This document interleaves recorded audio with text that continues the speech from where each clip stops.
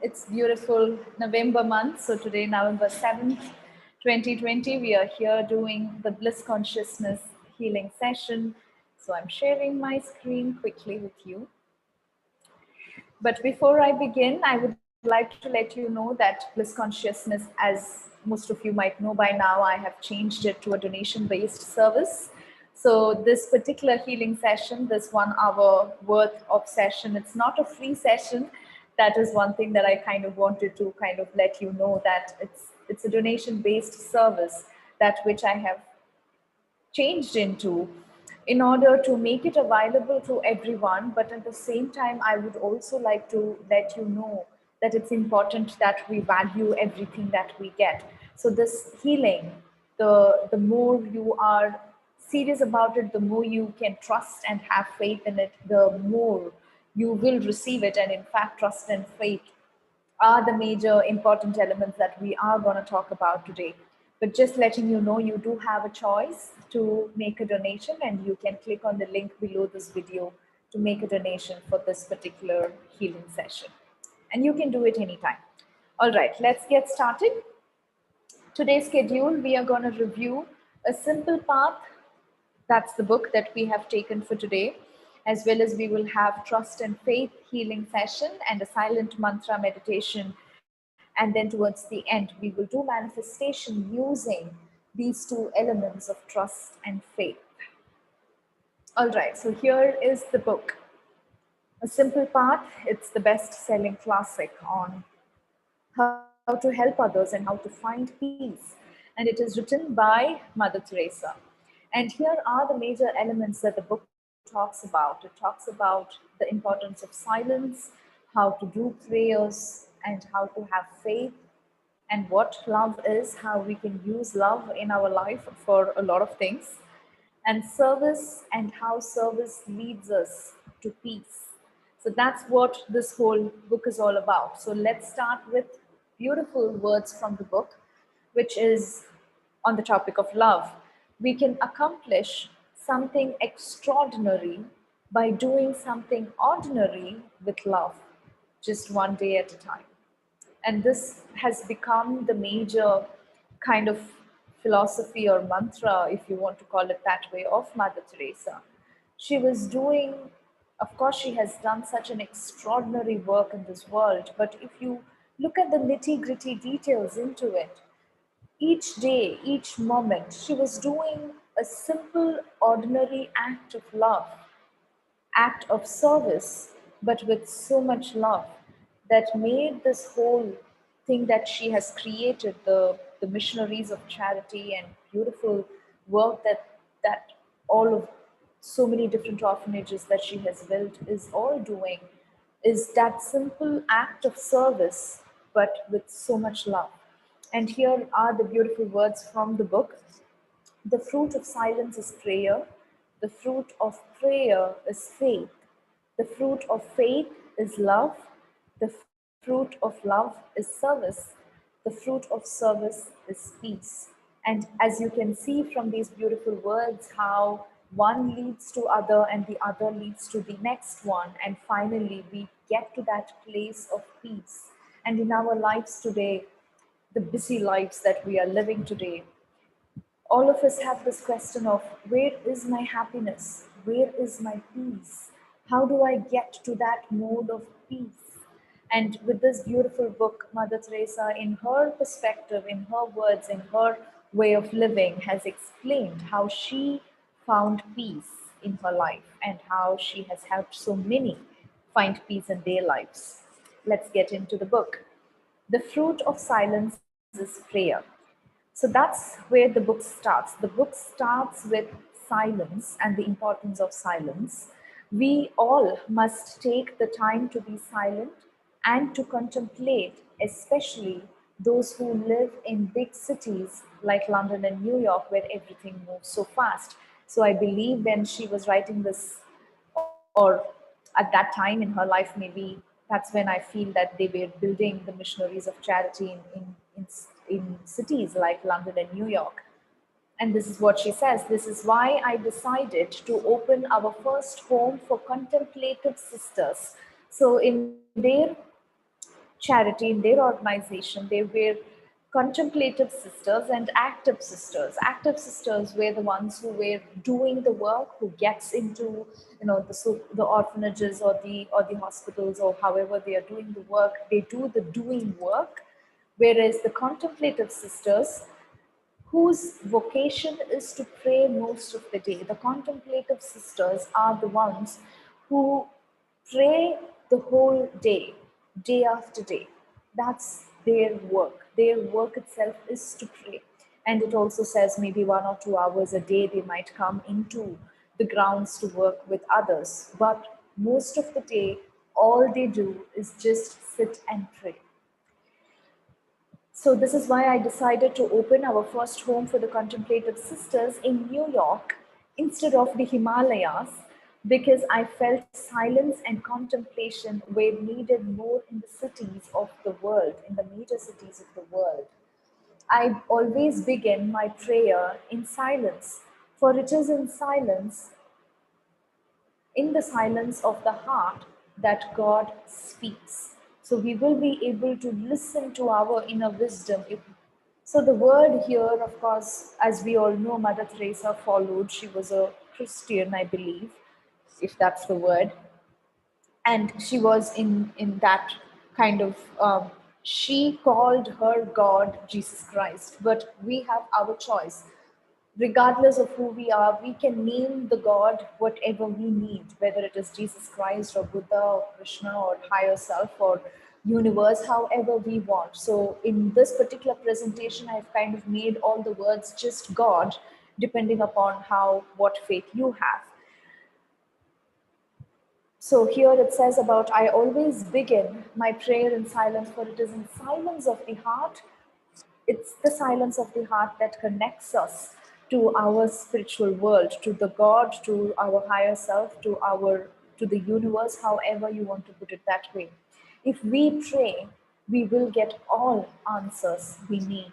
Without prayer, I could not work for even half an hour. I get my strength from God through prayer. So she believes prayer is that pathway that leads her, that connects her with her God. Whereas how we get into the prayer is through this beautiful place of silence, the silence and the prayer, and how that connects us to the divine. If you trust in the Lord and the power of prayer, you will overcome any feelings of doubt and fear and loneliness which people commonly feel. And I also believe when we have trust, this element of trust, then there cannot be any doubt or fear.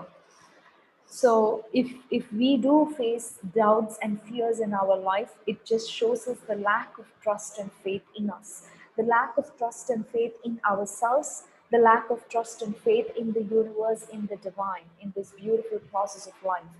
So whenever you feel the fear, whenever you feel the doubt, you have this option to take it, to see it in front of you, and then reverse it and have that trust and faith in yourself, in the world, in the universe, in the divine, that yes, everything is going well. All right, here comes the next slide. The fruit of prayer is faith. So when we do prayer, that's the pathway that leads us to faith. Faith is a gift of God and grows through prayer, as do hope and love. And those are the three main virtues of the interior life. Three elements there: faith, hope, and love. And the way to, so in my life, when I started learning the law of attraction and all of these beautiful spiritual wisdom, I had been asking, I've learned from different books that I need to have trust and faith, but I was like, I do not know how to cultivate it. Now, this is a beautiful way that she gives us. It's through prayer. When we do pray, we are connecting with the divine, and through the divine, we will start having the faith.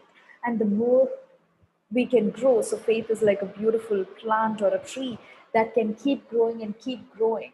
So the more we pray, the more we trust in the process, the faith as well can grow. The more faith we have, the easier for us to manifest anything that which we want. So here are words of a sister from Mother Teresa's orphanage describes how it feels to entrust your life to God. There is a certain freedom in really trusting in God's providence. We try to live in the present, we meaning them, we try to live in the present and not to worry about tomorrow. Although making plans is certainly part of being responsible, where others would plan for a year in advance, we would never do that.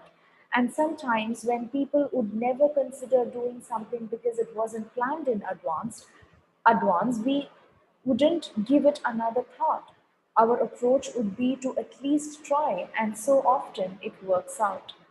I did watch certain videos and movies about Mother Teresa and all of these beautiful sisters and how their charities are being run and all of that.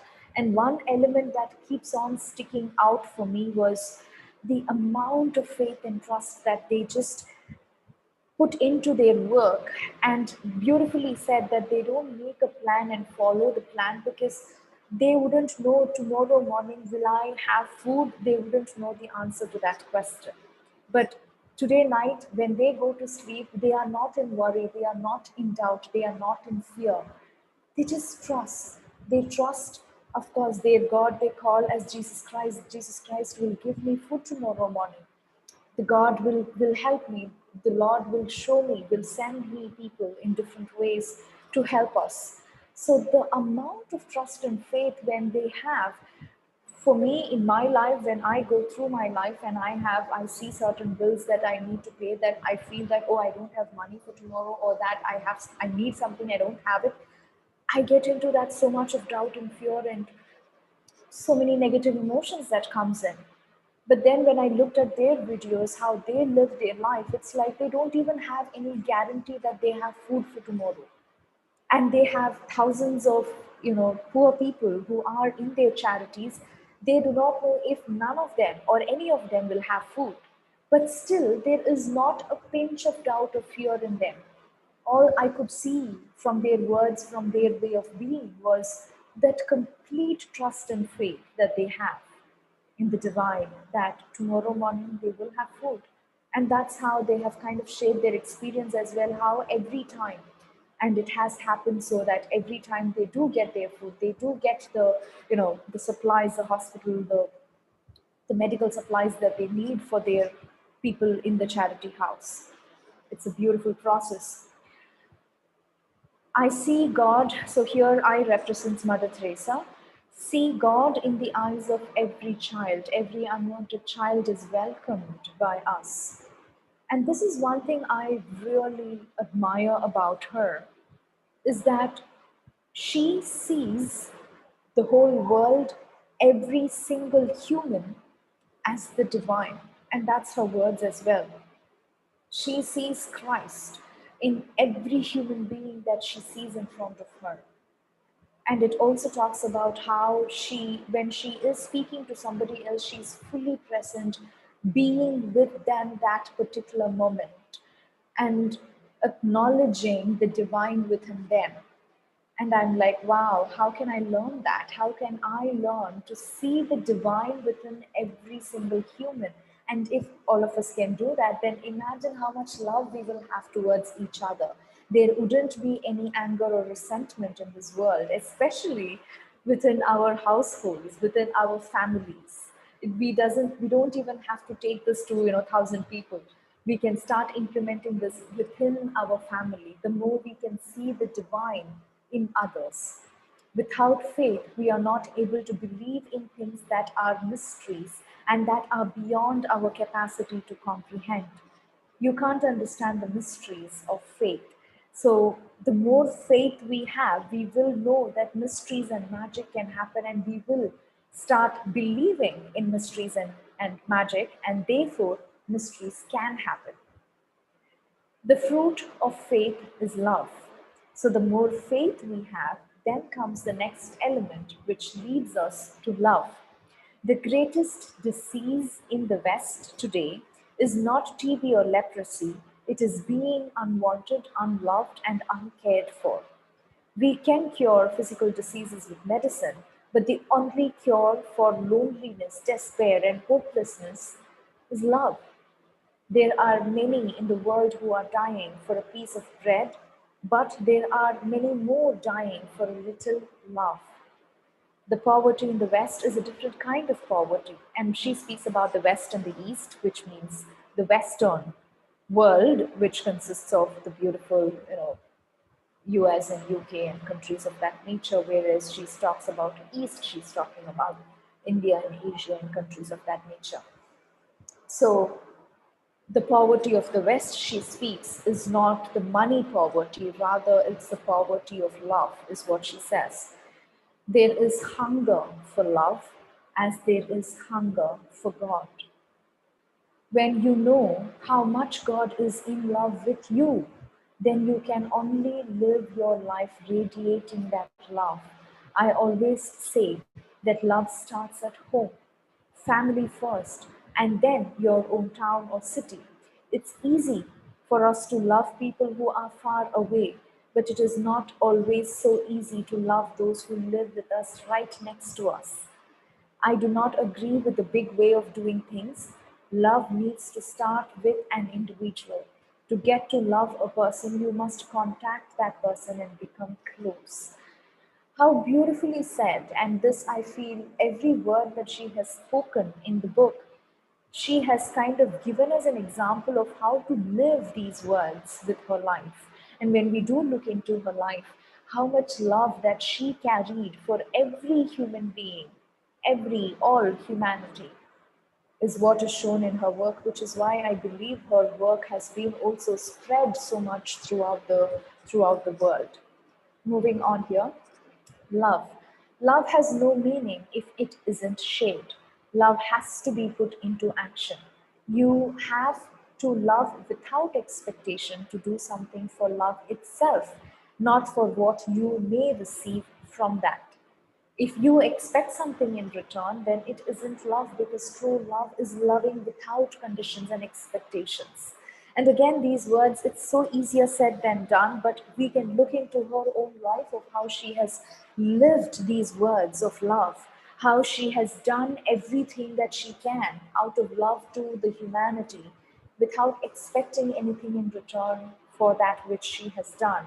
And of course, she won the Nobel Peace Prize. She won so many, and she manifests so many millions and millions of dollars that goes into so many charities. And she's such an abundant person, even though the book talks about how she takes the vows of poverty. But looking from the outside, we are able to understand how abundant woman she is, how abundantly she had been able to manifest millions of dollars with which she had helped millions of people in the world.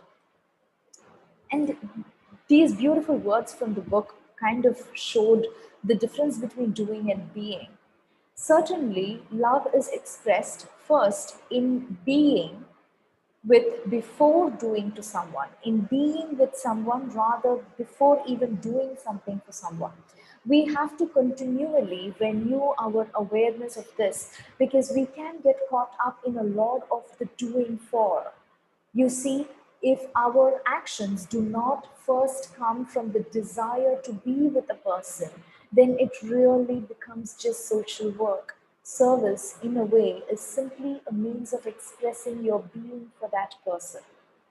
So, what she talks about here is in their work, in the work of the charity and how sisters do the work for the poor, rather than first doing something for others, for the millions of people who show up in their charity houses, the sisters are being taught how they can just simply sit with a person who is about to die and just hold their hands and just sit with them with love.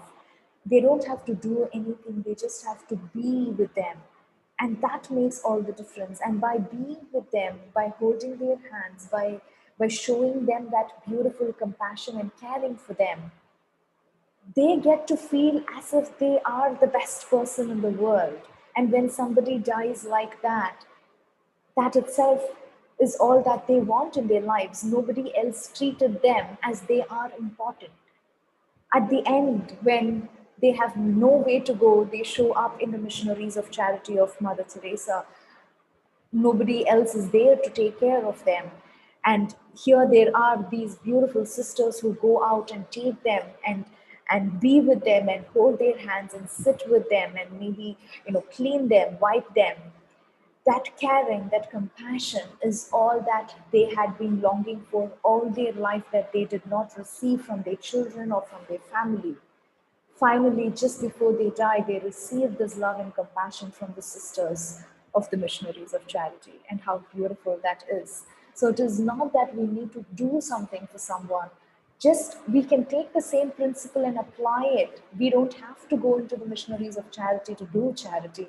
We can start even in our house, just by sitting with people who are in our families, just being for them, just talking to them, letting them know that they are important for you in your life. That makes all the difference in the world.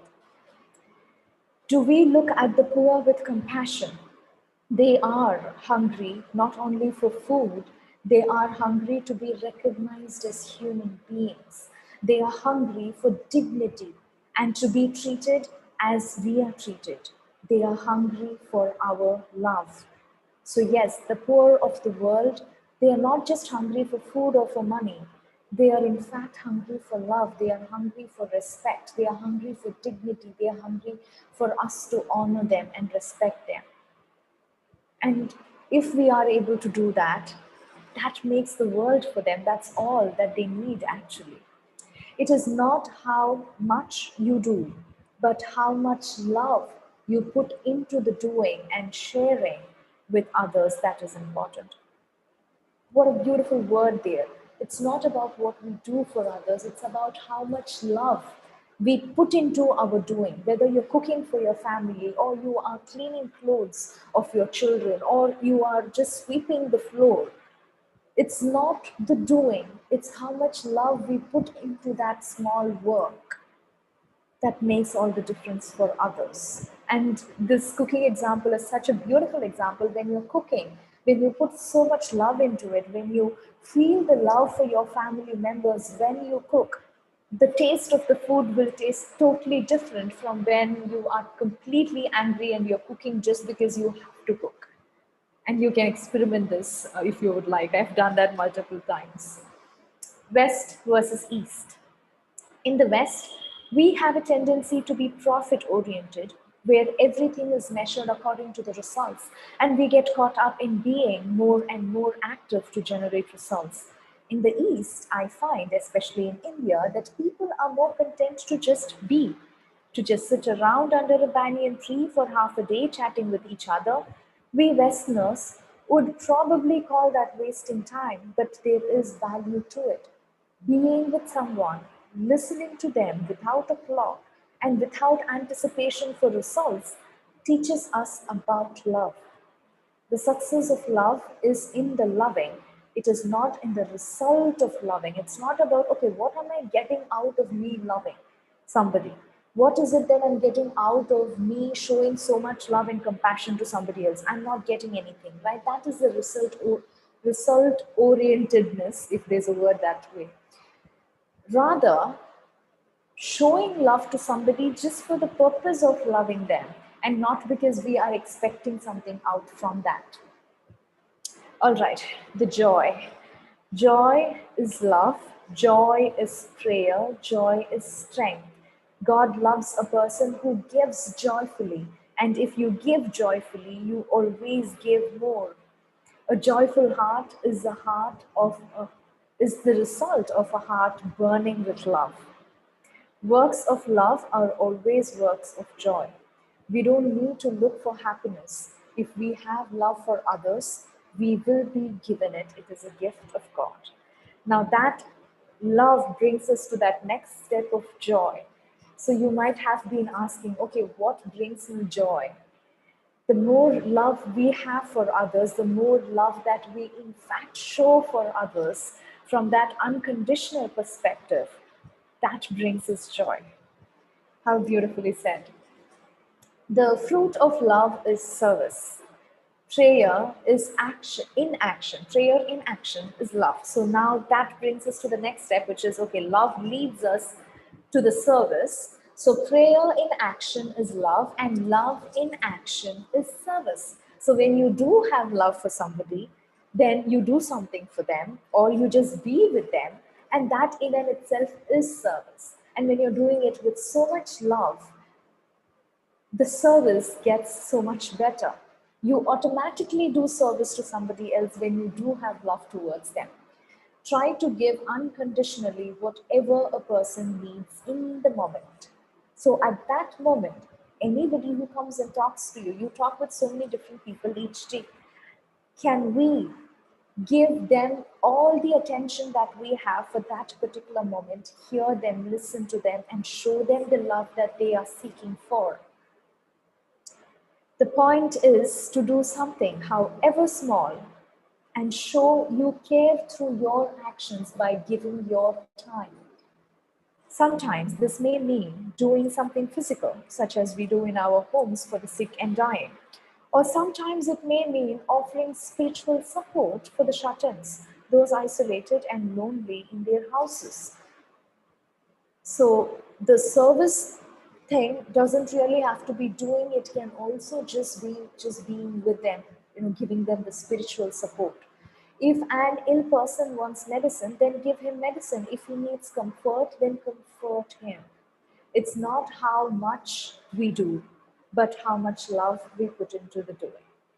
So the more love that there is in, regardless of whether, let's say you have a 9 to 5 job, that you're going to the job, and that's the service that you're providing to the world. And when you put more love into the service, that becomes a source of joy for you. But when there isn't that love towards the work that you're doing, towards the service that you're providing to the universe, to the world, that's where everything goes in the opposite direction. Okay, moving on. The fruit of service is peace. So this is the final element, right? So all of us are seeking peace and how we can have more peace in our life. And the answer that this book provides us to that question is by being of service to others. Works of love are always works of peace. Whenever you share love with others, you will notice that peace, you will notice the peace that comes to you and to them. So that's like the one line answer to the question of how do I get more peace in my life? The more that we serve others, do something for others from the space of love that brings us joy, it leads us to peace. And here are the words of one beautiful volunteer. So all of these beautiful missionaries of charity that the orphanages that Mother Teresa has created, all of that accepts volunteers to step in any day, any time, to do any kind of work within these orphanages. So one of the volunteers who had been volunteering to one of these beautiful charity homes said these words: "Working in Kaligat, I believe that is in India, was a life-changing experience for me. I thought I was going to go for a day, but after I had done that, I decided I wanted to go every day for a month. I just knew that every afternoon when I finished and relaxing, I felt as though I was in heaven. I'm not saying that's how the sisters feel doing it every day, but I just experienced another aspect of life that was available to me. The work gives a certain sense which is somehow beyond an ordinary feeling. I don't know how to describe it really. It was just peace. Tremendous peace would descend upon me every single day." So this is what is meant by when we do that kind of service to others, any kind of service to others. It doesn't really have to be that you have to go to charities and do something, for free, or to volunteer that in order to get peace. Any kind of service that you are providing to the world, when that comes out of pure love and joy, and you know that you're helping somebody do something, automatically that kind of peace comes in. And the more you are helping others, the more you serve others, the more peace can come into your life. Another sister speaks these words, remembers a man who visited the home in London and wrote her a letter. After he had been to see us, he wrote saying that he had found with us what he couldn't buy or find himself: spiritual peace. He said that he had experienced a lot of wealth in his life, and at those times he had the least amount of peace. Yes, this word peace. If our life goal is to be in peace and to achieve this beautiful divine quality of peace, then we really have to tap into what our heart desires and use that passion, use that love to do some kind of service to others. And the more we do it, the peace comes in automatically. And yes, maybe the money and the wealth alone cannot make that happen. Here is the closing message from Mother Teresa from the book. Be happy in the moment. That's enough. Each moment is all we need, not more. Be happy now. And if you show through your actions that you love others, including those who are poorer than you will give them happiness too. It doesn't take much. It can be just giving a smile. The world would be a much better place if everyone smiled more. So smile, be cheerful, be joyous, that God loves you. Wow, every word in the book, I was savoring it. It was so delicious for me to even hear her words the way she says, because I could feel that love from her in these words. And I feel if these words had been said by somebody else, it might have felt different. The energy of it might have felt different for us. But when she says it, it comes along with her energy, and her energy, I can feel it as pure, pure love. Just that unconditional love that she had carried in her soul for all of humanity. All right, so that's it from the book. Today we are gonna do the silent mantra meditation of Dhoom. And this is a seed for the feminine principle called Durga, which invokes protection from that which is feared. So that's what we are working on today, is to let go of all our fears and step into this pure trust and faith energy. And we will repeat this mantra Dhoom over and over again when I do say it during the healing. All right, so the book for next week, we are going back into the lessons of money. And this particular book is such an amazing book that Sarah has channeled the consciousness of money itself. It's the money that is talking to us in this book, the consciousness of money. When I found this book, I was like, wow, this is exactly the book I want to read. So that's the book we are gonna review next week. If you would like, you can choose to read this book this week. So when we come back to the next week, you can get to watch my review as well. All right, so that's it for the book. We are ready to start with our healing session here. So drink a little bit of water and settle down.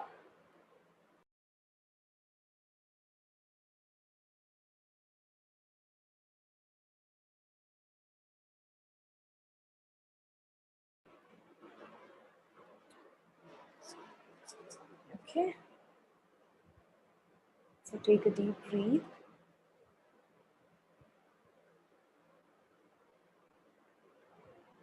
Close your eyes.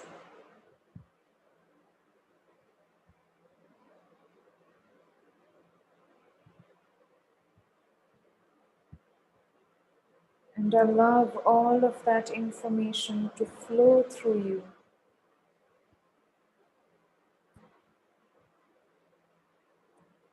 And let's be silent just for a minute as you center yourself.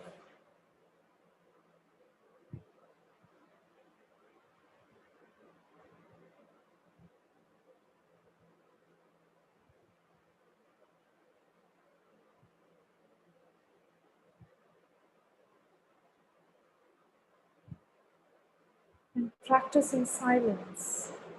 Silence is the gateway that opens up the doors to our true self, to our higher self, to the divine.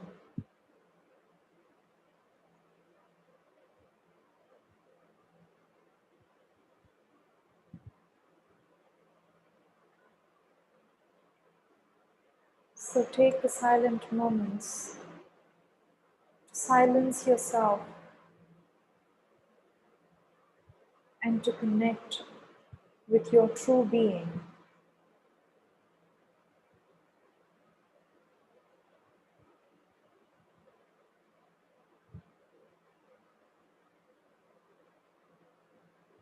And now, focus behind your head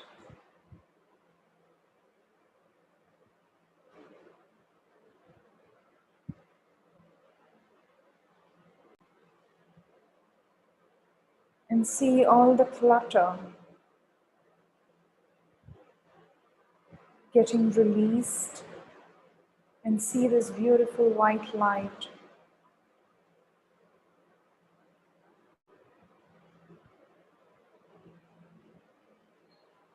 all around you.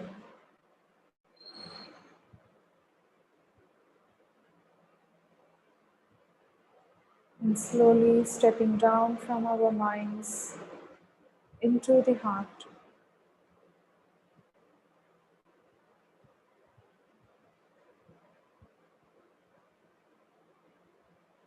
And see the beautiful spark of light in the center of your heart,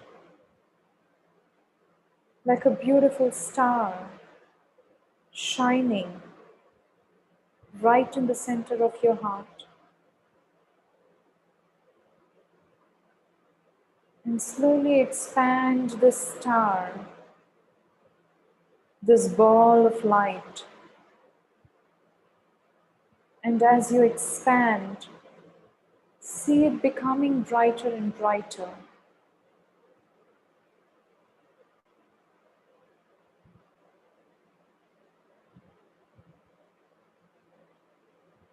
In all directions,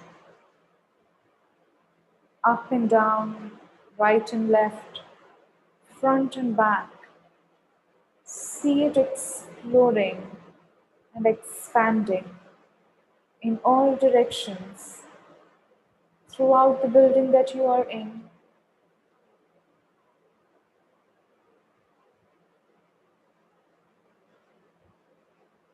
And expand it now even bigger.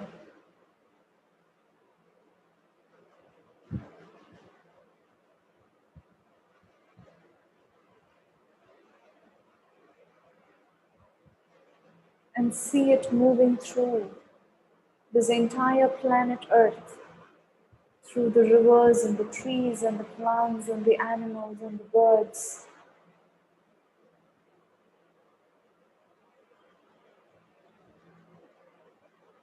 See your beautiful light touching the sky above, touching the heart of the Mother Earth below your feet.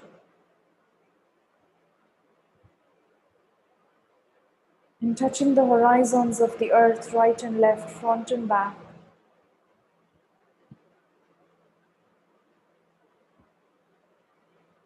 And now expand this light outside the planet Earth, through all the planes of existence, above, below,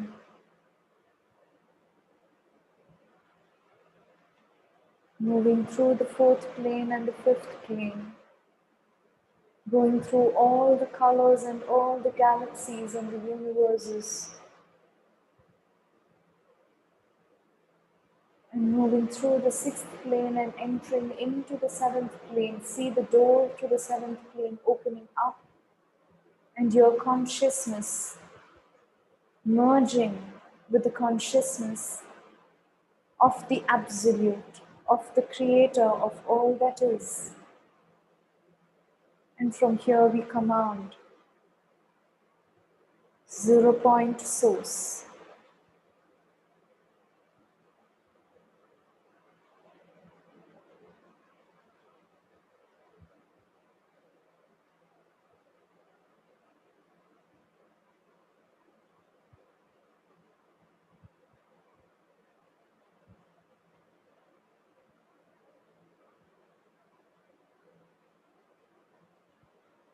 And from here,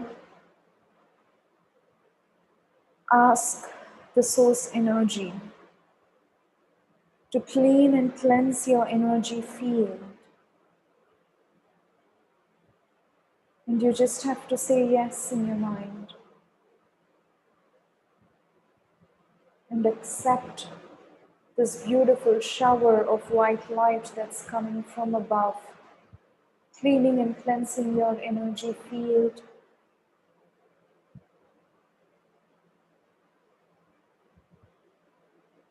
Of all the debris, for the negative energies, negative entities, all that which doesn't serve you for your highest good. I'm asking all of that to be released with your permission.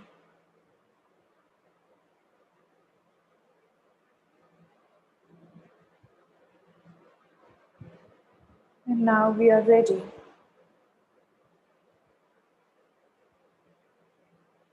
to move and to go into the beautiful healing temple.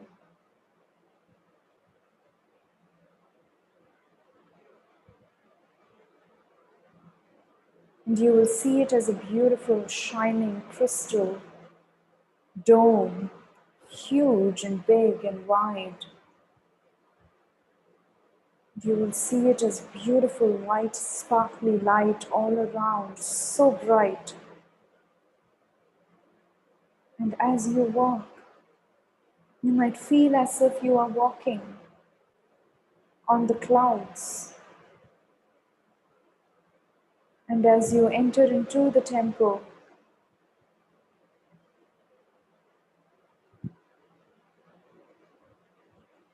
you are being welcomed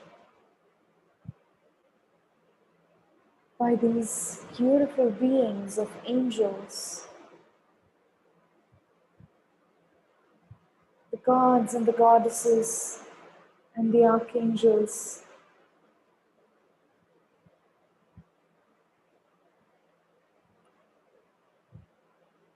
Feel their presence and allow yourself to open your vision, your inner vision, to see them. They are right in front of you.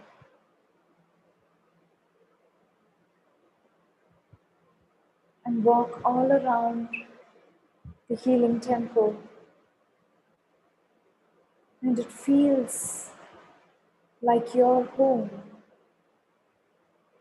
in the heavens, filled with unconditional love.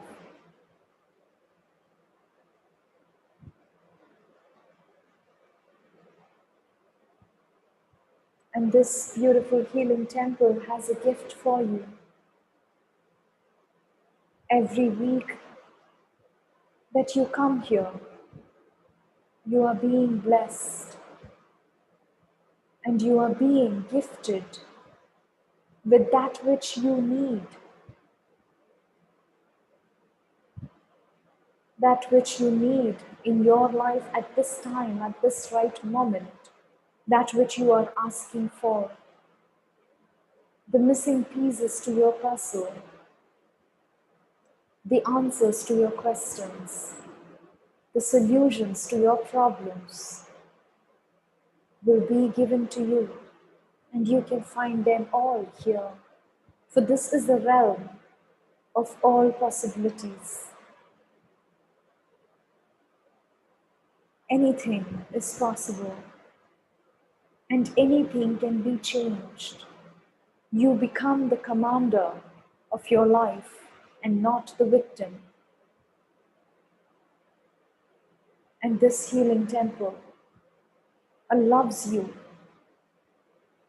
to know you, and it shows you yourself and your true power. And you are here to raise your consciousness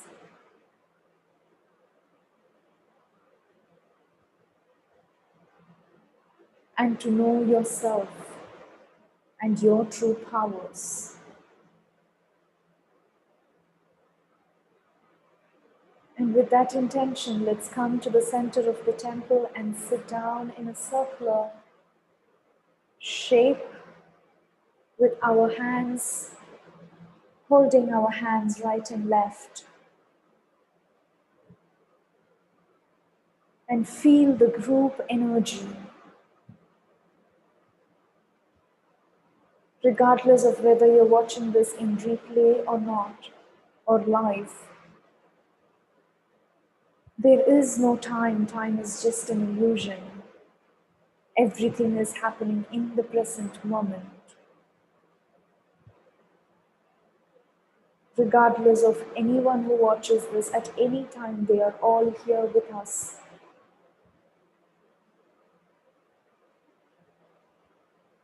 And therefore, there's a huge group of people. So feel that group energy. Send and receive love through your hands as we are all connected to each other.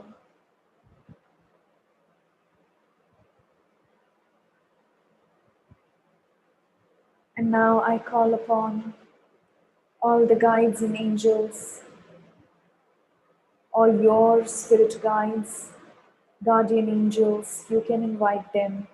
Just set an intention and they are already there with you. And I call in my guides and angels and my spiritual team.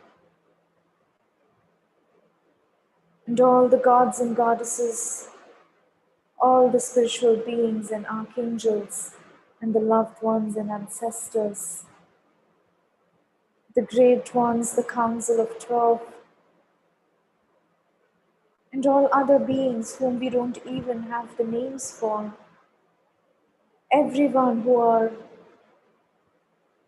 here to contribute to us, I invite them all to send each one of us a transmission of light, of our true light, the light that can create magic in each one of our lives.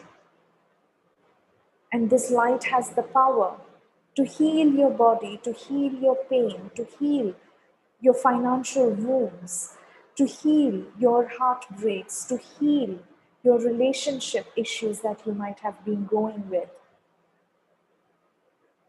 And this light has its own consciousness. It knows your story and it can create the magic.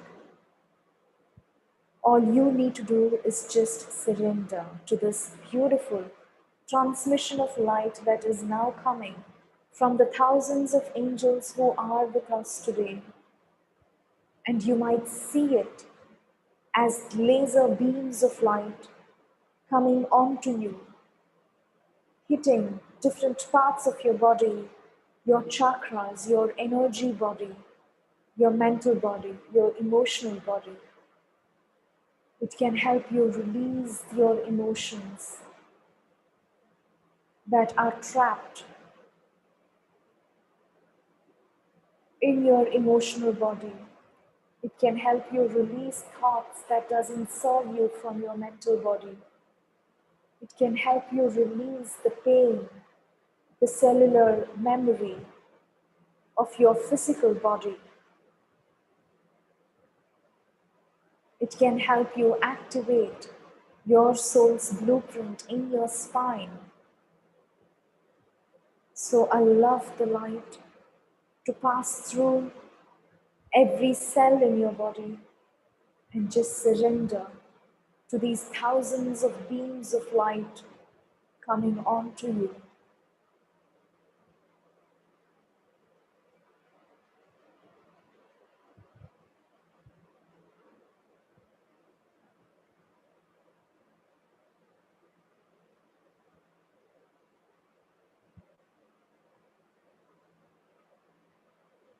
And now I invoke the violet flame of transmutation. And you will see this beautiful violet flame starting from below and rising up as a beautiful sacred flame in all directions throughout the healing temple. And imagine, visualize and see it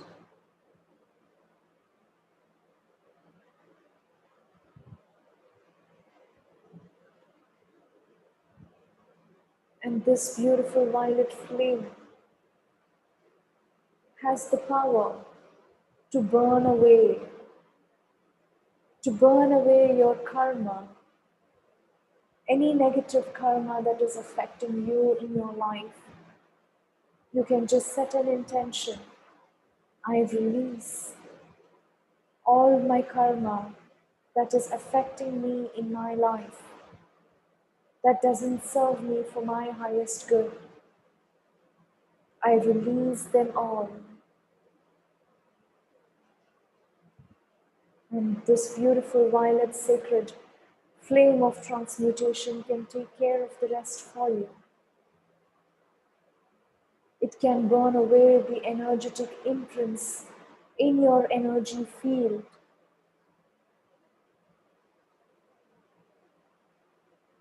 that is holding on to these blocks.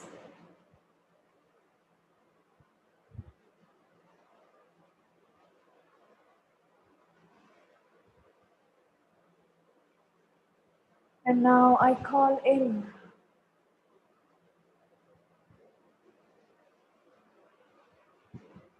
the divine beings, the spiritual beings who would like to teach us, show us how the true trust and faith would look like, helping us learn the lessons of trust and faith,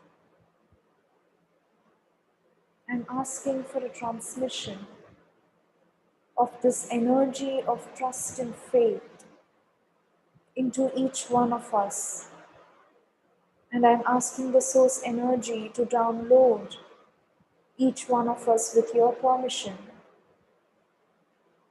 I know how it feels like to trust, to completely trust in myself, trust in the divine, and trust in the universe that I am being taken care of.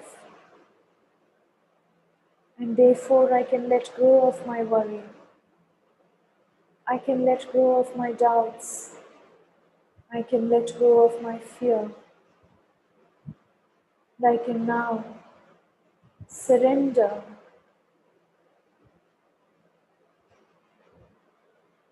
with absolute trust. And I know that I can jump off the cliff with this trust, knowing that the divine is supporting me and the divine would hold me and will hold me. I know how it feels like to have that amount of trust in the divine, in the universe, and in myself.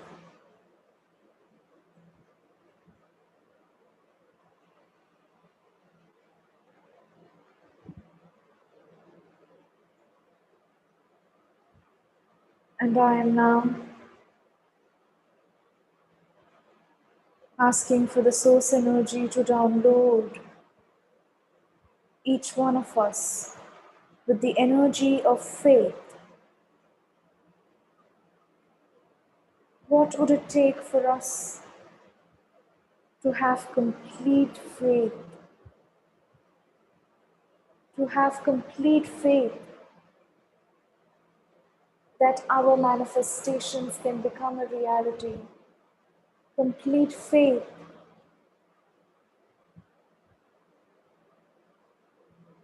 that yes, this is possible for us. It is possible for us to do anything that we would like to do in this world. And I'm asking for this energy of trust and faith to be downloaded completely. And if it has a color, if trust and faith has a color to it, what color would it be for you? I see it as a beautiful green color, bright green. And you might see it differently, and that's completely okay. I love this color, this energy to surround and come through from the above entering into your energy field, going through all your chakras.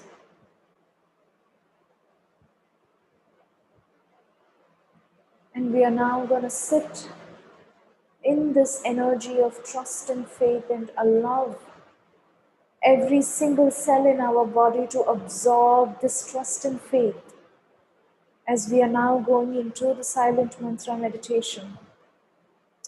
And we will repeat the mantra through in our minds, sitting in this energy of trust and faith and soaking in it, absorbing it completely into our energy field.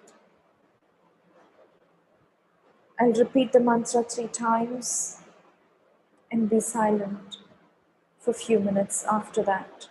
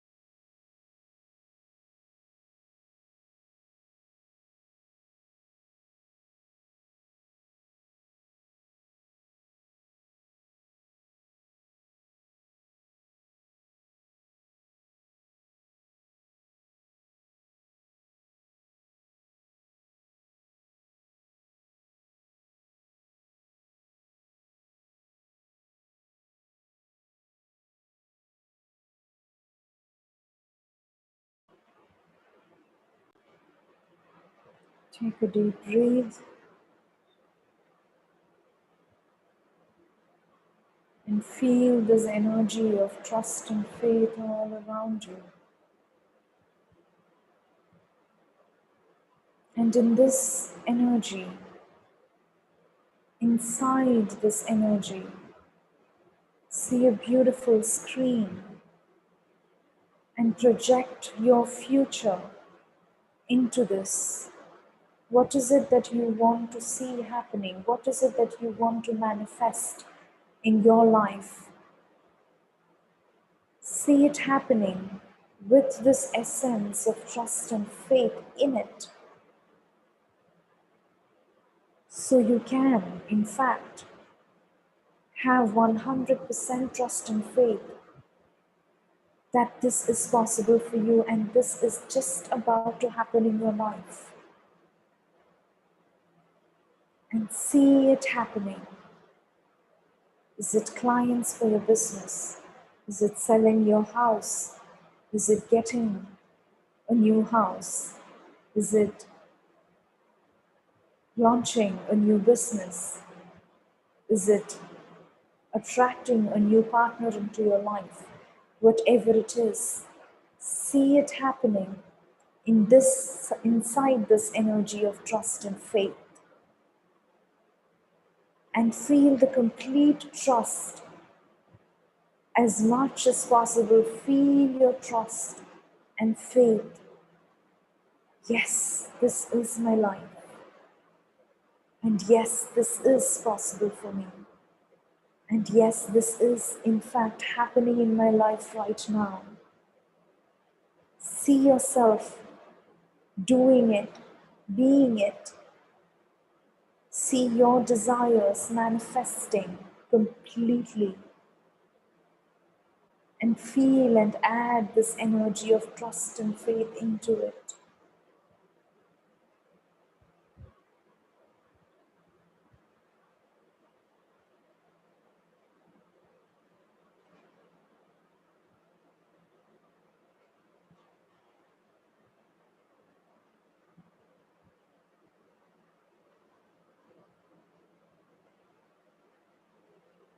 And now feel the gratitude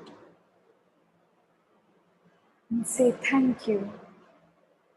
Thank you, Divine. Thank you, Universe. Thank you for making this come true, for making this to happen in my life. Thank you for helping me manifest my dreams and desires. And with that gratitude, we are now ready to slowly come back down.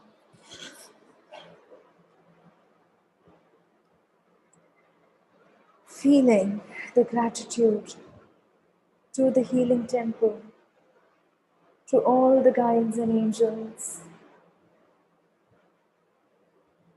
for helping us heal.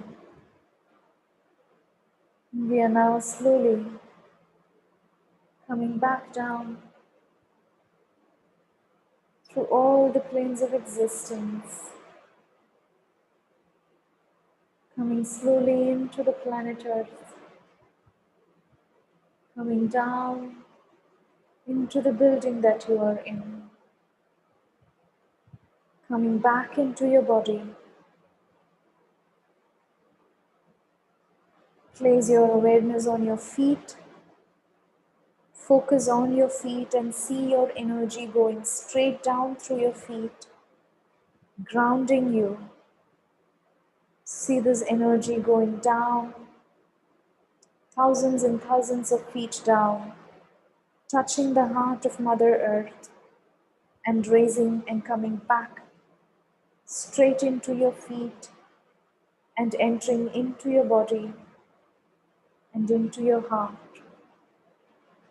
Wiggle your hands and fingers and stretch a little bit, and you can open your eyes when you're ready.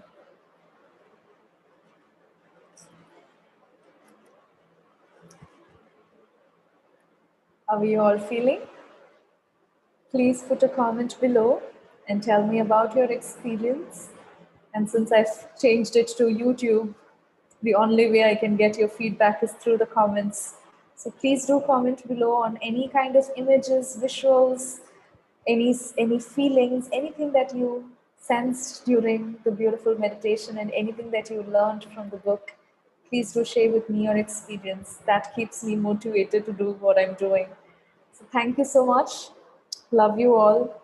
I'll see you back next week. I hope you enjoyed it. Drink lots of water and take some rest and love yourself. Thank you so much.